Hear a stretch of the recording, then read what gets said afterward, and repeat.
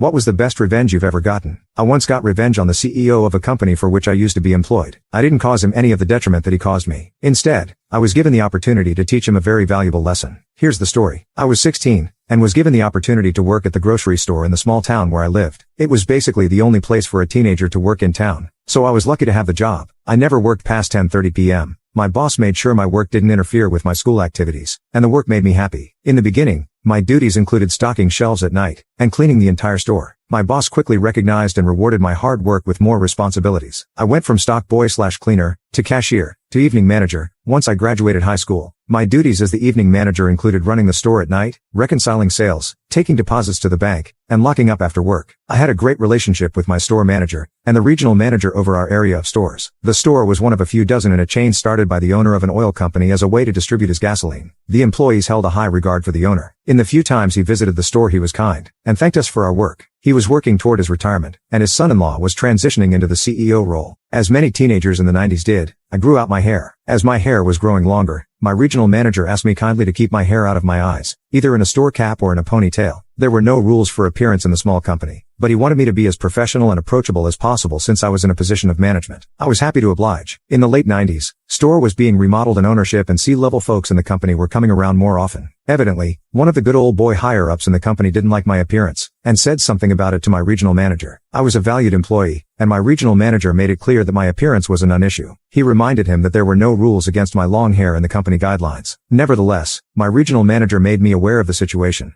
and warned me that this higher-up might be around again and to be on my toes if he said something. A couple of weeks later, this good old boy came back to the store with some paperwork to deliver to the store manager. I had been instructed ahead of time to take the paperwork on her behalf, but she did not know who would be delivering it. I had just cut off my long hair days before, and pierced both ears. The same guy with long hair hating guy walked up to the counter where I was checking groceries, and asked for the manager. I told him that I was the manager on duty and I was expecting some paperwork to be delivered. I don't remember the exact words, but they were something like, "You couldn't be in charge. Our company would never put someone that looked like you in charge." I was completely caught off guard. I asked him what he meant. He said that I looked like a girl with my ears pierced, and that there's no place for that here. He said that I had to take off the earrings. I respectfully defended myself. I told him that there were no rules established for appearance. I had been a model employee for several years, and was entrusted with the store every evening that I worked. He reprimanded me in front of some of our regular customers for talking back to him. He left the paperwork and walked out of the store. I saw him pull out his cell phone to make a call as he was leaving. It was only a few minutes later when my regional manager called the store to talk with me. He wanted to hear my side of the story. He apologized, but told me this guy was hell-bent on making an issue of my appearance. A week went by and I saw that I was scheduled for a Saturday morning. That was unusual since I was the night manager. I arrived for work and the regional manager was there. He talked with me in the office and told me how sorry he was to have to let me go. I asked on what grounds. He replied with insubordination. I was at a loss. Even to this day I've never been so much as written up at any place of employment. I told my regional manager that I was going to fight this. He even did me the courtesy of writing the number down for the EEOC, Equal Employment Opportunity Commission, from the poster in the office. I went home, which was with my parents as I was home from college for the summer, and explained to my dad what was happening. He didn't really want me to pursue the EEOC thing,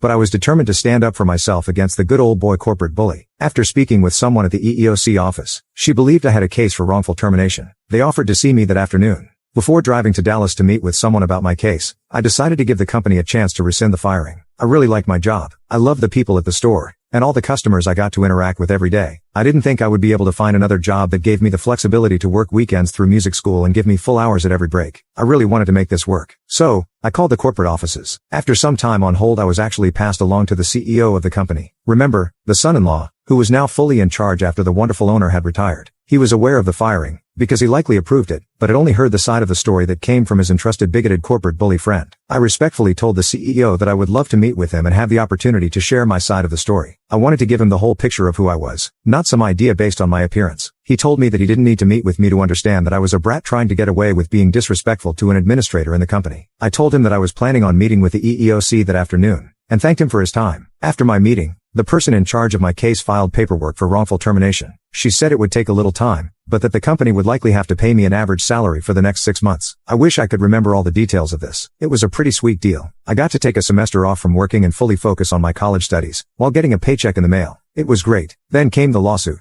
The company stood by their claim that one instance of insubordination was a legal grounds to fire me, and that I was being insubordinate by not complying with the demands of a high-level employee. I received a letter in the mail that the company was suing me for a sum equal to the pay they had given me over the 6-month period. I don't remember exactly everything from that letter, but I do remember something about there being so many labor lawsuits that they did their best to handle them over the phone. I was to call into a number at a specific time to have a conference call hearing with a labor judge. I had to tell one of my professors that I would miss class one day for the hearing. I sat on my bed in my college apartment while I listened over the phone to 2 attorneys for the company argue their case against me. The CEO of the company was on the line as well. The judge had a copy of the employee handbook from my time at the company, which had no mention of employee appearance. My manager and regional manager had given positive testimony on my behalf. The judge essentially told the company that this was petty, that their legal costs far exceeded the 6 months of pay they had given me. He told them it appeared they were making this personal. His ruling was that I would keep the 6 months of pay. Thank goodness, because I had been spending it. But that wasn't my revenge. After my job-free semester of college, it was time to get a holiday job that I could hopefully keep on the weekends and change to full-time during my last summer before student teaching and graduating. I applied at a retail giant that had an extensive electronics section. I wanted to sell electronics. During my final interview, the human resources agent asked about my firing. She had a great time listening to the story. She asked if I would mind taking off my earrings for work there, as it was against corporate policy for men. I told her that I would absolutely take off my earrings for work. Not only was it against their policy, I was planning to be a teacher soon anyway. Male teachers in Texas just didn't wear earrings at that time. I did well at this store. HDTV had just become a thing, and projection big screens were selling like hotcakes. I was working on commission, and the paychecks were great. I worked with a lot of folks that didn't understand all the facets of the transition to HDTV, and really couldn't answer important questions for customers. HDTVs weren't priced like they are today. Most of the name brands were $4,000 and up at that time. Consumers desired a lot of confidence with purchases of that amount. I quickly became the go-to guy on this. Happy customers would send friends and family to me. I loved this job. I was lucky to make one of my best sales to a retired couple that had means to buy the best of everything. They wanted the best, but they wanted to understand all of the details and be confident in their purchase. They had been to a few places that weren't able to answer their questions. Then they came to me. There was something familiar about the gentleman. I felt like I knew him from somewhere, but I couldn't quite place it. When making the purchase, customers had to give me their name and address for delivery. I was absolutely stunned to hear his name, former owner / now retired of the grocery store chain where I used to work. I hadn't recognized him in casual clothes and out of the store environment. His wife was wonderfully sweet and very complimentary of me. She said that she was about to give her family some monetary gifts for the holidays so that they could have HD TVs at their homes. She was going to recommend that they come to see me for the purchase. I still remember how I felt the day the son-in-law CEO came to my store and asked for Greg. Only our first names were on our name tags. He didn't really visit the grocery store like his father-in-law, and ran the company from the company headquarters. I had only seen him once in my years at the company, but I knew it was him when I shook his hand and he told me his name. I actually trembled with nervousness, and probably a little anger, as I answered his questions. I must have seemed strange before I composed myself. I smiled as he mentioned how much his in-laws thought of me. I got him set up with his needs. He thanked me profusely, and told me that it was hard to find reliable information and good service these days. I told him that if he needed anything to come back and see me. I rarely used them, because I was only going to be there for a year, but I pulled out a business card and handed it to him. I told him to ask for Greg